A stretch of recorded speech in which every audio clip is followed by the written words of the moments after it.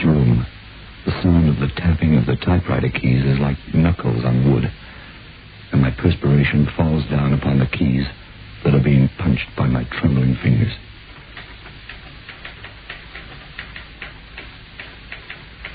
A mosquito circles above my bent head. There are flies buzzing and colliding with the wire screen. Around the naked yellow bulb in the ceiling, a bit of torn paper that is a moth flutters. An ant crawls up the wall. I watch it, the ant, with bitterness. How mistaken we three were. Susan, and I, and William Tinsley.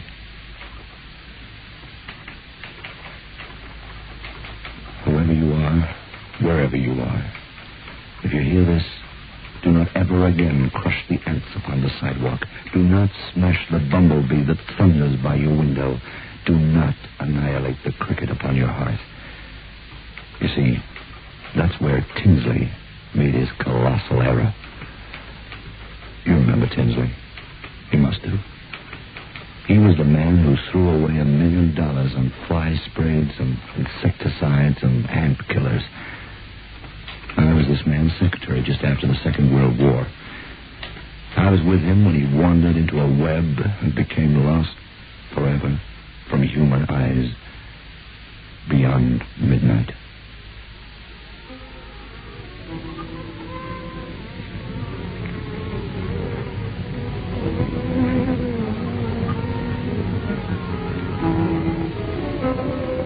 Biotex, the new soap and pre-wash powder, presents Beyond Midnight by Michael McCabe. Now, ladies, we're speaking about Biotex in a series of programs, and Mrs. E.B. Granger wrote to say that she decided to try our Biotex just to see if it lived up to our claims. And she said, I bought a packet, and lo and behold, it actually did just what the advert said. I'm so proud of the children's white shirts, the hankies, and the underwear that I want to say it will be Biotex for me every washing day from now on. Some of my family's accessories were left with slight stains, but now, thanks to Biotex soaking, they come out white, and the stains do go away, as you say. Now, that is a statement from Mrs. Granger of Heathfield of the Cape, and it bears out what we have been saying to you, ladies, ever since Biotex first came on the market. We said to you, it is different to any washing product that you've ever used before. We claim that the stubborn stains will vanish, and people like Mrs. Granger bear out our claims. Remember, Biotex.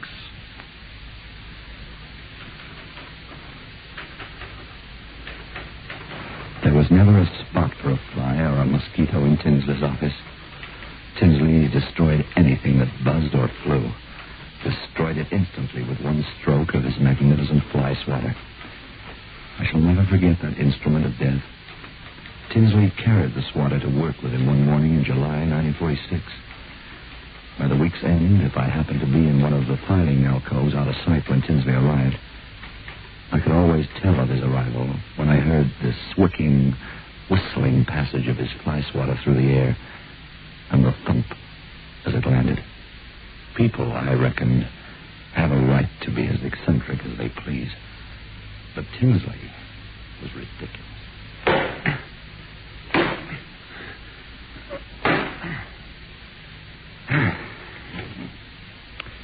Oh, hello, Steve. All ready?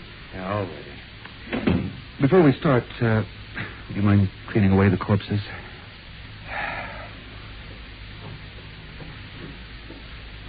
Right, to S.H. Little, Philadelphia, dear Little. We'll invest money in your insect spray. $5,000. Stop. 5,000. 5,000. Advise immediate production. Sincerely. You think I'm crazy? Is that a P.S. or are you talking to me? Oh, did you get that check for $1,000 off to the Termite Control Company? One thing I like about my office is all iron, cement, solid. Not a chance for termites.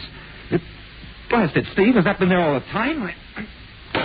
Hey, come on, help me find it. What? Why?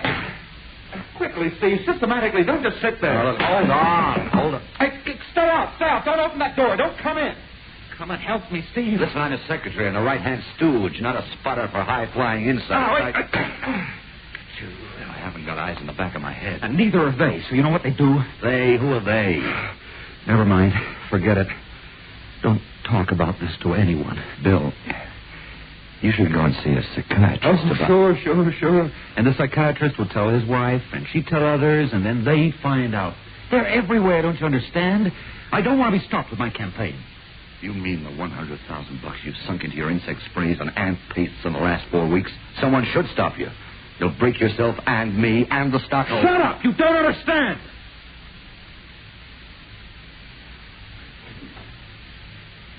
Doesn't understand. How can he understand? How can anybody understand?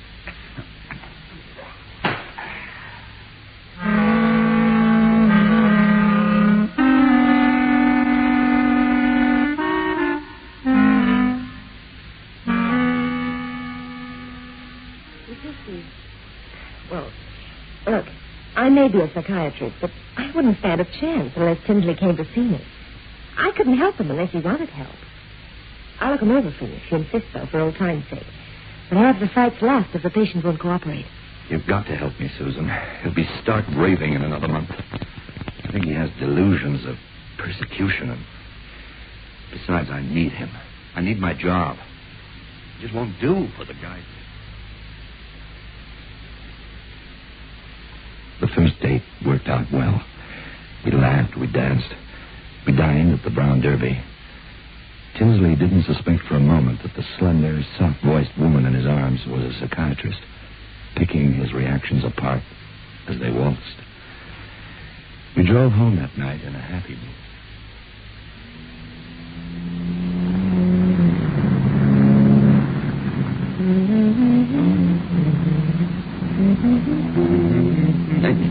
No, wait. I remember now. It went... Well, you're both wrong. It went... No, it's... What is it? Bill! Look out! Get off the... Get hold of the wheel! Bill, for pity's sake, we're going...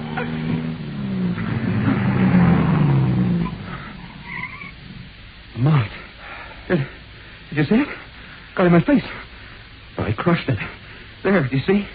Against the dash.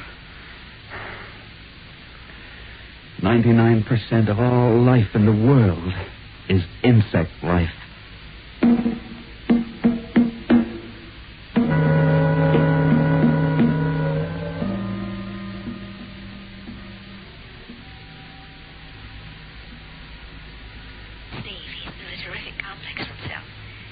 I'm having lunch with him tomorrow. He likes me. I might find out what we want to know. Oh, by the way, Steve, does he have any pets? He's never owned any animal. He detests them. Yeah, I might have expected that. Well, good night, Steve. See you tomorrow. The flies were breeding thick and golden and buzzing like a million intricately fine electric machines in the pouring direct light of summer noon.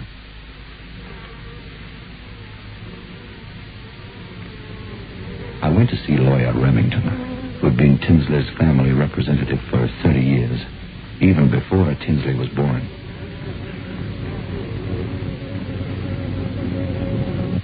Poor Tinsley. He was only 17 when it happened. It happened? What happened? Some accident or something? Tinsley's father took him hunting up in the Lake Arrowhead region in the autumn of his 17th year. Beautiful country. I was hunting not far from there on that self-same afternoon. Game was plentiful. Tinsley's father leaned his gun against a bush to lace his shoe when a flurry of quail arose. They were frightened and they flew straight at the man and the boy. One of the birds knocked the gun over and it fired off, and the charge hit Tinsley Sr. full in the face. No. Oh, that wasn't the least of it. What followed was something indescribable to the boy. He ran 5 miles for help, leaving his father dead. Young Tinsley made it to the road and back with a doctor and 2 other men in something like 6 hours. Sun was just going down when they hurried through the pine forest to where the father lay. The entire body, the arms, the legs, and the shattered contour of the face was clustered over and covered with scuttling, twitching insects. Bugs, ants, flies, insects of every description drawn by the sweet odor of blood. It wasn't possible to see 1 square inch of the elder Tinsley's body. Oh. Sorry. I just, sorry. Oh, you cut your hand. Glasses aren't made to squeeze that hard, boy. Yeah, Now, let me get you something to put in your hand. So, there it is. That's why Tinsley has this fear of insects and animals. What was his father's profession? Oh, I thought you knew. Why, the elder Tinsley was a very famous naturalist. Very famous indeed. Ironic in a way, isn't it? That he should be killed by the very creatures he studied. Here, hold your hand out. Oh, it's not bleeding too much. Don't worry.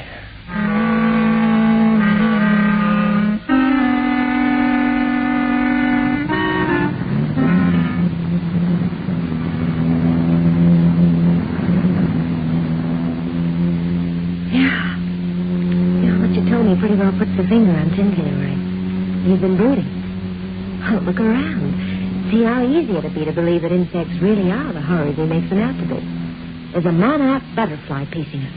Is it listening to our every word? Oh, it's gone now. Couldn't keep it up. Tinsley the elder was a naturalist. And what happened? He interfered, busybodied where he wasn't wanted. So they who control the animals and insects, killed him. Night and day for the last 10 years, that thought's been on Bill's mind.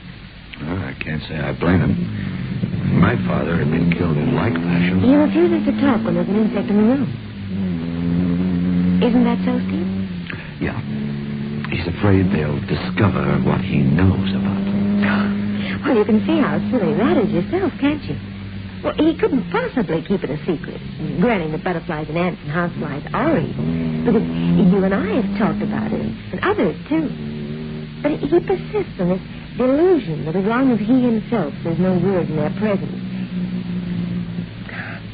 Well, he's still alive, isn't he? And if they are evil and fear his knowledge, wouldn't they have destroyed him long ago? Maybe they're playing with him. You know, Susan, it's strange. The elder Tinsley was on the verge of some great discovery when he was killed. It fits a pattern.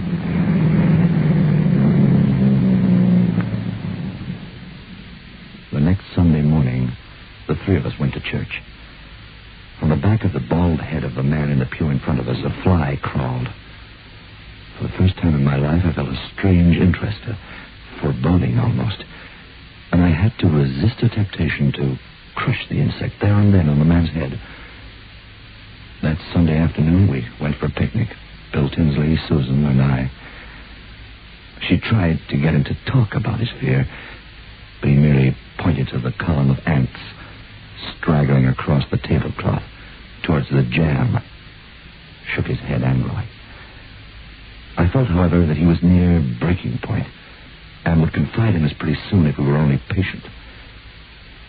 We didn't have to wait long. 2 days, in fact.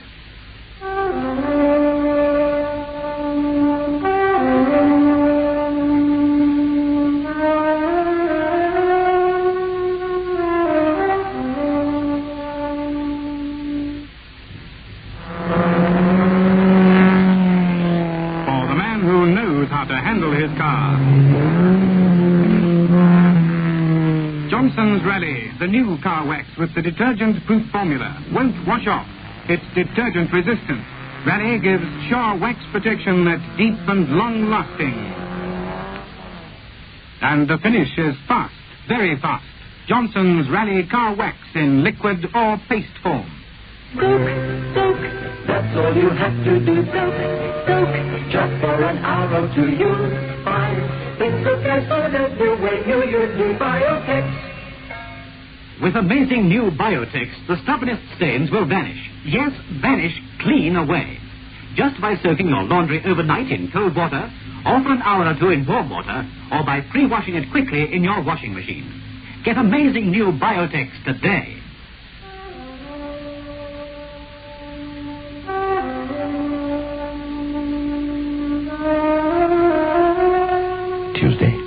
Evening. Inside the locked study of Tinsley's house. He strode up and down. Susan and I, we stood, cocktails in hand.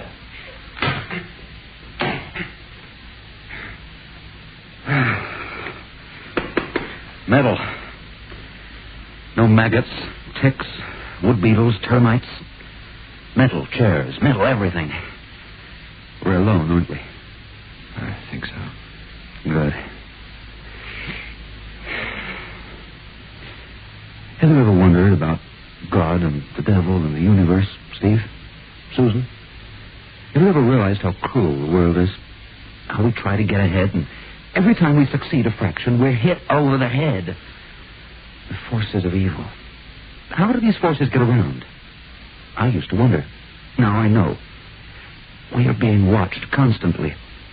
Is there ever a moment in our lives that passes without a fly buzzing in our room with us? Or an ant crossing our path? Or a mosquito skirting around a netting? Small, winged things we take no notice of. They follow us every day of our lives. They listen to our prayers, our hopes, our fears.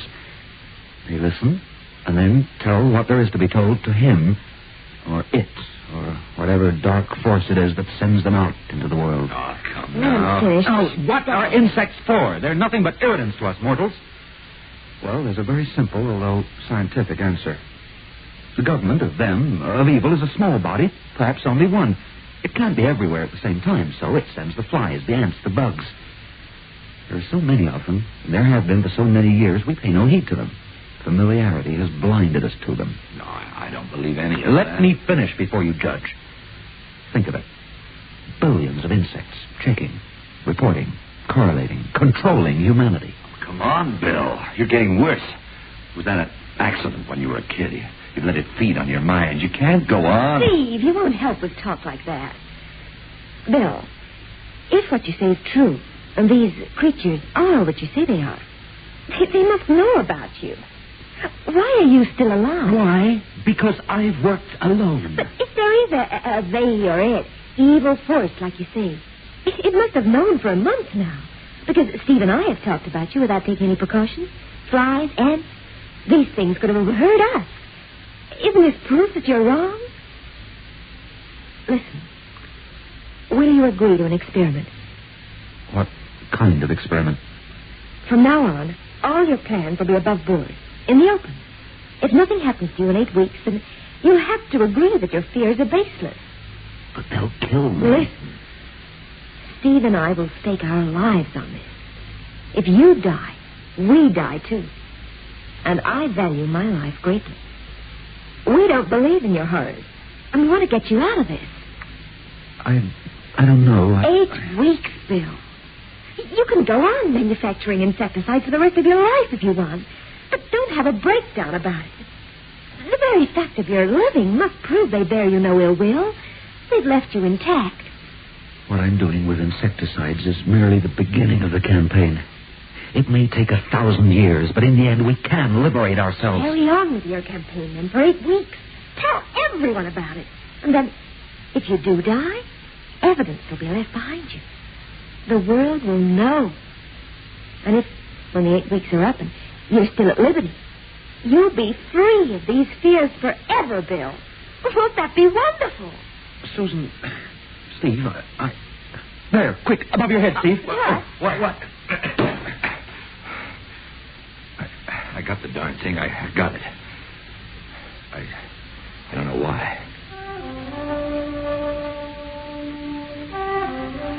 You'd stake your lives on this? With me? All right, then. 8 weeks.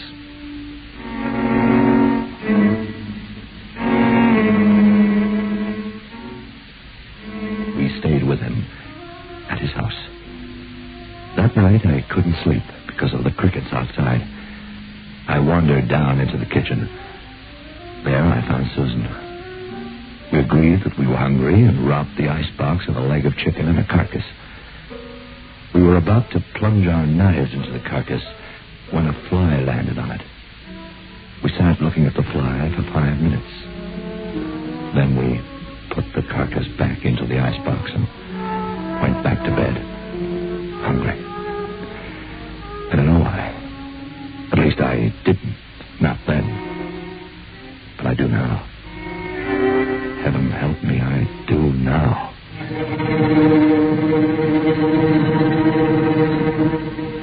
I still couldn't sleep. And then something happened that put sleep out of my mind forever. I don't mind hearing a woman scream occasionally, but a man's scream is so strange and is heard so rarely that when it comes, it turns your blood into an Arctic torrent.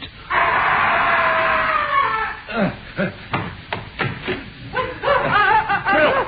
What's wrong? What is it? What? Steve, don't touch me or it'll happen to you. I was wrong, but so near the truth. So near it doesn't matter. Keep away, Steve. Steve! He's not dead for certain this time. He's gone out. He's been in the shower. He's soaking wet. He's barely dressed. I know. The shower's stolen. He must have burned himself. He's in the car. He's yours. You got to follow him. Bill?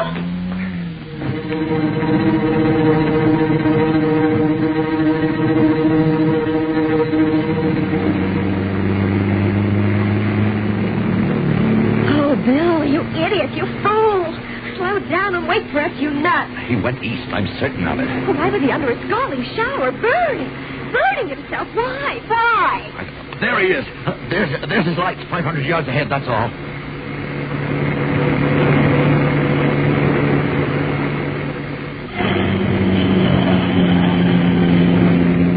And then suddenly it happened. Bill Tinsley's car slowed right down suddenly. Steve? Something's wrong. He stopped. Stay here. Hear me? Stay here.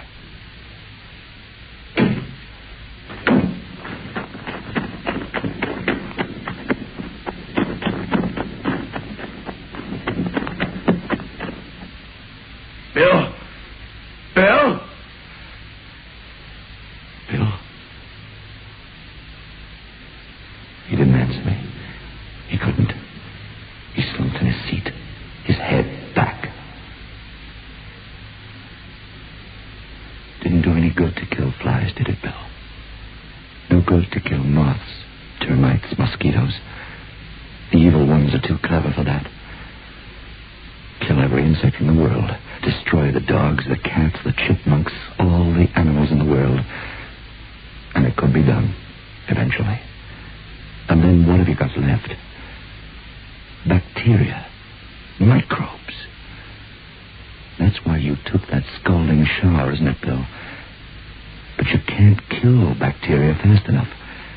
They multiply and multiply. Stay where you are. Is that you lying there, Bill? Your body changed by leprosy and gangrene, bubonic and malaria, tuberculosis all at once? Merciful heavens. The color and the smell of you. The rotting, fetid combination of disease you are. Microbes, messengers, millions of them, billions of them. Flies? Maybe flies are good. Insects are good. Invented by a merciful God to watch over his peoples. Not to do them harm, though. But the evil ones, they were clever, too. They invented bacteria. Go home. Now. I've got a job to do. Oh, Bill. You look so different.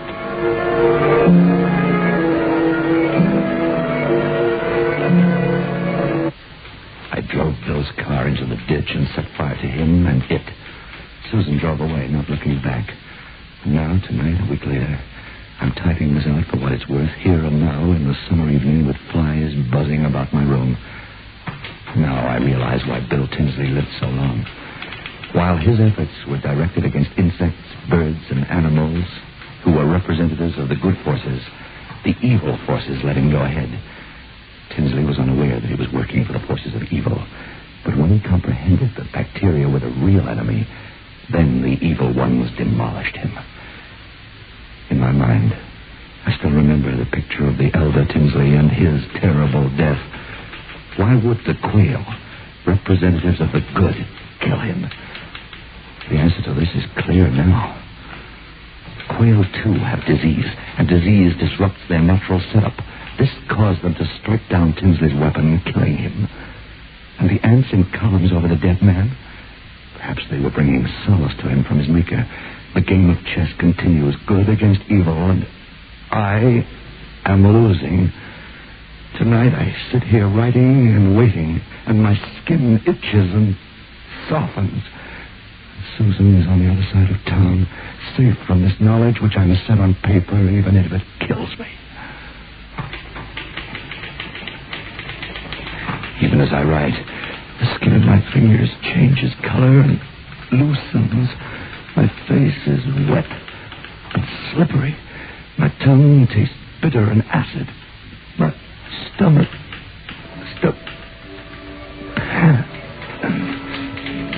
There's a ringing in my ears. They're killing me. I'm dying as I write this. Believe me, it's no story I'm telling. No. Flesh of me will slide like a diseased cloak from my skeleton. But I must write on and on until I must...